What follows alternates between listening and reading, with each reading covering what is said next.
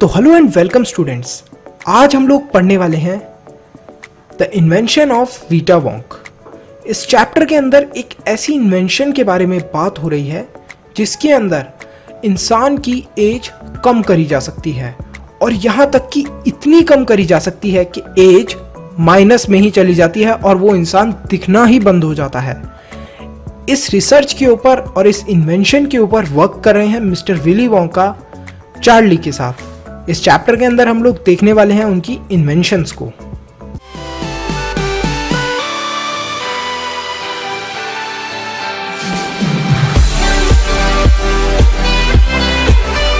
Mister Willy Wonka owner थे एक chocolate factory के, और वो डिसाइड करते हैं एक वोंका वाइट को इन्वेंट करने का।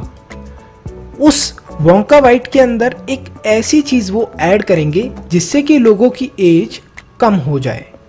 उन्होंने इस इन्वेंशन को सक्सेसफुली पूरा तो कर लिया था, लेकिन वो जो इन्वेंशन थी और वो जो मेडिसिन उन्होंने तैयार करी थी वो काफ़ी ज़्यादा स्ट्रॉन्ग थी। इतनी स्ट्रॉन्ग थी कि लोगों की एज बहुत ज़्यादा एकदम से कम हो जाया करती थी। कुछ लोगों की तो एज इतनी कम हो गई थी कि वो -87 ईयर ओल्ड हो गए थे। इसका मतलब क्या? -87 ईयर ओल्ड कैसे सर? मतलब कि उस पर्सन को दिखने में 87 ईयर्स का टाइम लगेगा। समझ सकते हैं आप कितनी छोटी हो सकती है एज। और इसी तरीके से वो बहुत सारी ऐसी नई चीज़ें इन्वेंट करने की कोशिश कर रहे थे जिससे कि वो ये जो उन्होंने एज कम करने वाली चीज़ करी है इसका असर कम कर सकें।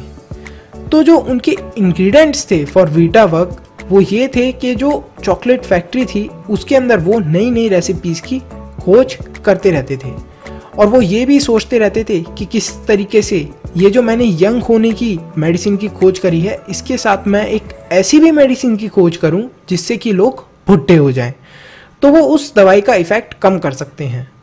वो चार्ली से पूछते हैं कि इस दुनिया के अंदर सबसे पुरानी चीज़ क्या है। चार्ली रिप्लाई करता है कि सर इस दुनिया के अंदर सबसे पुरानी चीज़ तो पेड़ है शायद। मिस्टर वोंका थोड़ी देर रुकते हैं और बोलते हैं कि ऐसा वैसा पेड़ नहीं, ब्रिसलकोन पाइन ट्री है, जो कि कहाँ पर मिलेगा? वो मिलेगा नेवाडा के अंदर, जो कि यूएसए के अंदर है, और वो ट्री बहुत पुराना है। शायद इस दुनिया के अंदर हर लिविंग थिंग से ज़्यादा ही उसकी एज है। मिस्टर वोंका स्टार्ट कर देते हैं पूरी दुनिया के अंदर ट्रैवल करना और दुनिया की सबसे पुरानी चीज़ों को कलेक्ट करना स्टार्ट करते हैं। वो pint of sap from a 48 years old bristlecone pine tree से कलेक्ट करते हैं। मतलब थोड़ा सा वो सैप लेते हैं वहाँ से, और टो नेल मतलब नेल्स जो होते हैं वो क्लिप करते हैं किसके? एक 60 ईयर ओल्ड रशियन फार्मर की, मतलब जो उस टाइम पर सबसे ज़्यादा जिनकी एज थी, और एक 200 साल ओल्ड टोर्टोइस का एग लेते हैं वो, और tail of 51 year old horse, एक जो हॉर्स जिसकी 51 ईयर ओल्ड एज थी उसकी टेल के कुछ बाल भी वो ले लेते हैं। इन हिज इन्वेंटिंग रूम, जो उनका इन्वेंशन करने का रूम था, उसके अंदर वो इन सब चीज़ों को लेकर अपनी खोज करना स्टार्ट कर देते हैं। काफ़ी घंटों बाद फटाफट वो एक ऑयली ब्लैक लिक्विड प्रिपेयर करते हैं। वो इस ऑयली ब्लैक लिक्विड की कुछ ड्रॉप्स एक पर्सन को देते हैं जो कि ओम्पा लोम्पा वॉलंटियर होता है। उस पर्सन की एज सिर्फ 20 साल होती है, और वो उस दवाई के बुढ़े करने वाली दवाई की कुछ ड्रॉप्स इस पर्सन को दे देते हैं। चार्ली पूछता है मिस्टर वोंक से कि आखिर क्या हुआ जब आपने उसको ये दवाई दी तो मिस्टर वोंक ये बताते हैं कि कुछ देर तक तो वो हिलने लगा बहुत जोर जोर से, कँपाने लगा, और कुछ ही टाइम के अंदर वो 75 ईयर ओल्ड हो गया। मतलब कि 20 साल का पर्सन उसको दवाई देते ही मिस्टर वोंका ने 75 ईयर्स का कर दिया, और उन्होंने कंफर्म करा कि जो उनकी इन्वेंशन है वीटा वोंक की वो सक्सेसफुल हो गई है। तो ये जो स्टोरी है ये फिक्शनल स्टोरी है, मतलब ये बनाई हुई कहानी है, ऑब्वियसली ऐसी कोई भी इन्वेंशन तो पॉसिबल नहीं हुई है जिससे आदमी की एज बढ़ जाए या फिर किसी भी पर्सन की एज कम हो जाए। थोड़ी सी इंटरेस्टिंग स्टोरी थी, बहुत ज़्यादा अच्छी स्टोरी नहीं थी। आई होप स्टूडेंट्स आपको अच्छे से समझ में आई हो। इसके साथ एक आपको होमवर्क भी देना चाहूँगा। आपको बताना है कि आखिर आपने कौन सी इन्वेंशन करी है या फिर क्या आपने भी कोई इन्वेंशन करने का सोचा है। तो मिलता हूं मैं आपसे अगले वीडियो के अंदर। अगर ये स्टोरी समझ में आई है तो लाइक करें, कमेंट करें और चैनल को सब्सक्राइब करें। Mister will.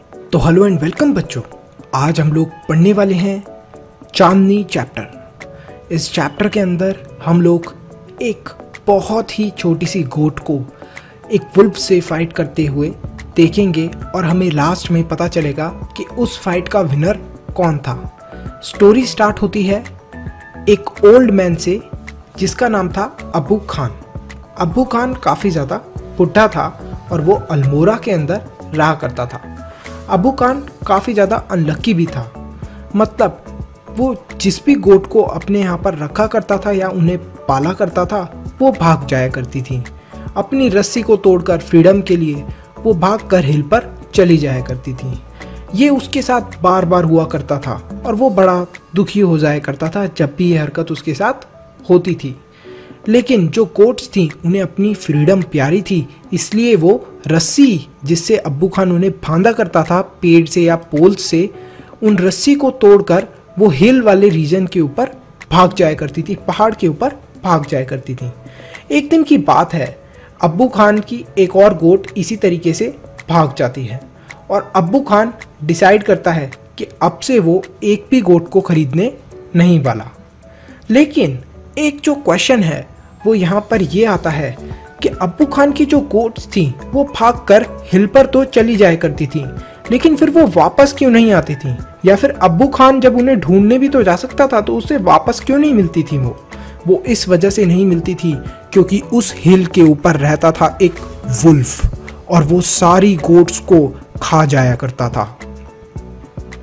तो इस वजह से अब्बू खान की जो भी गोट्स भागती थी अब्बू खान के पास से, वो हिल पर जाकर उन्हें वुल्फ खा लेता था और वो मर जाया करती थी। अब्बू खान अब डिसाइड करता है एक दिन के बाद, जब उसकी गोट इसी तरीके से भाग जाती है और वो काफ़ी ज़्यादा दुखी होता है, तो वो फाइनली डिसाइड करता है कि अब वो एक भी गोट को नहीं खरीदने वाला। अब्बू खान वैसे तो अकेला ही रहा करता था, तो इस वजह से उसे काफ़ी ज़्यादा लोनली फील हुआ करता था, अकेला फील हुआ करता था।